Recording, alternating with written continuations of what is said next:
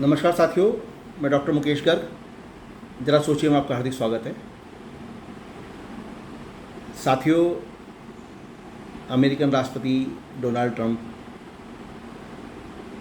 अपनी 5 दिन की चुप्पी तोड़ के कल उन्होंने ट्विटर पर ट्वीट किया पहली बार, और उसमें उन्होंने बताया कि रूस और भारत मेरे हाथ से निकलकर, अमेरिका के हाथ से निकलकर और चाइना के साथ बैठ गए हैं।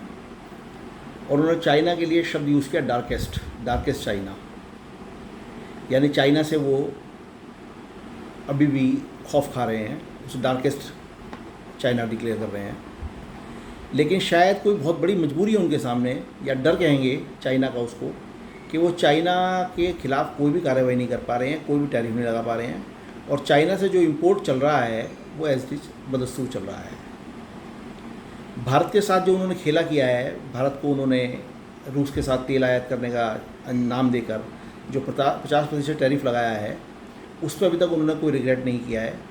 लेकिन उन्होंने जब ये बात कही कि रूस और भारत जो हैं वो चीन के साथ बैठ गए हैं, तो उन्होंने साथ साथ एक बात और कही कि भारत जो है वो हमारा सच्चा साथी रहा है, और प्रधानमंत्री नरेंद्र मोदी से मेरी दोस्ती बरकरार है। सिर्फ उनके जो प्रेजेंट एक्शन है, मैं उससे खुश नहीं हूँ। और टैरिफ के बारे में उन्होंने कहा कि यदि आज भारत रूस से जो है तेल खरीदना बंद कर दे तो टैरिफ वापस ले ली जाएंगे। इस तरह की बातें उन्होंने कही हैं। अब भारत के प्रधानमंत्री नरेंद्र मोदी ने भी इसका पलटवार करते हुए उनको जवाब दिया और उनको थैंक्स कहा उनकी भावनाओं के लिए, क्योंकि कोई राष्ट्राध्यक्ष, और वो भी विश्व की सबसे बड़ी शक्ति का राष्ट्राध्यक्ष, इतनी बात बोल रहा है तो उसको जवाब देना तो बनता ही है, थैंक्स कहना तो बनता ही है। लेकिन कुल मिलाकर नरेंद्र मोदी ने यूएनएसओ की मीटिंग में जाने के लिए भी मना कर दिया है, और उसकी जगह अपनी जगह उन्होंने एस जयशंकर, जो हमारे विदेश मंत्री हैं, उनका नॉमिनेशन करा दिया है। इससे स्पष्ट है कि भारत और अमेरिका के बीच में फ़िलहाल दूरियां बढ़ गई हैं, और ट्रंप के इतना कहने से कहीं ना कहीं ये बोध ट्रंप को हो चुका है कि भारत उनका स्ट्रेटेजिक पार्टनर रहा है, उनका जो है विश्वास भरोसेमंद उनका साथी रहा है, और इस व्यवहार से उस पर जो फ़र्क पड़ा है उससे भारत उनसे छिटक गया है।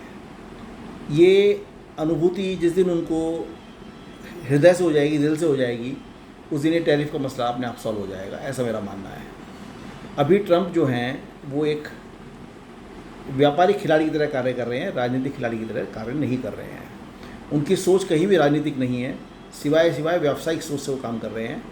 और देश के अंदर, राजनीति के अंदर, अंतर्राष्ट्रीय संबंधों के अंदर सिर्फ व्यापारिक संबंधों का काम नहीं चलता, उसके अंदर आपके राजनीतिक संबंध, राजनीतिक सोच ये परिलक्षित होनी चाहिए, जिसका ट्रंप के साथ पूर्ण तरह अभाव है। जबकि नरेंद्र मोदी, जिनको हमारे देश के विपक्षी दल कहते हैं कि नरेंद्र मोदी की विदेश नीति फेल हो गई है, वो इस विदेश नीति के अंदर सबसे मजबूत खिलाड़ी बनकर उभरे हैं।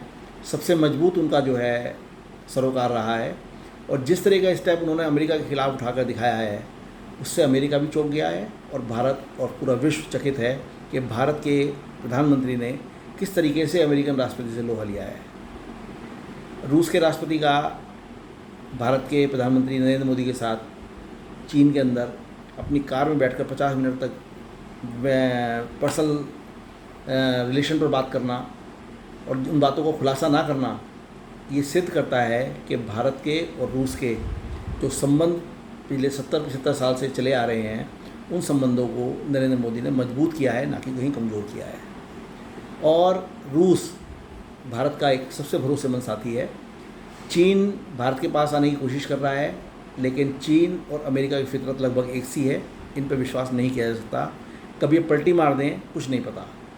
और अमेरिका जिस तरीके से भारत के विरुद्ध पाकिस्तान के जो सैन्य अधिकारी हैं, मुनीर, उनको अपनी गोद में उठा कर चल रहा है, वो कहीं ना कहीं अमेरिका को बहुत बड़ी चोट देने वाले हैं, ऐसा मेरा मानना है। ज़रा सोचिए साथियों, यदि आपको मेरे विचार उचित लगें तो कृपया मेरे चैनल को लाइक कीजिए, शेयर कीजिए और सब्सक्राइब कीजिए। धन्यवाद।